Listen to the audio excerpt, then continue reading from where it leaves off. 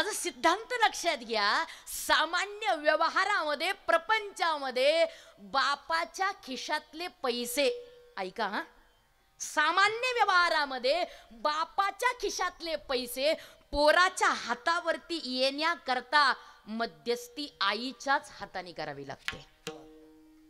तस तस परमार्थामध्ये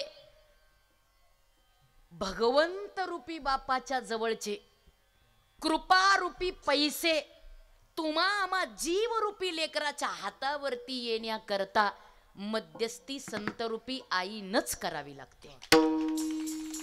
आणि असे संत जे आपली आणि भगवंताची मध्यस्थी करून देतात, असे संत नेमके कसे असतात याचं उत्तर पहिल्या चरणात. सर्वभूती पाहे एक वासुदेव, सर्वभूती पाहे एक वासुदेव, सर्वभूती पाहे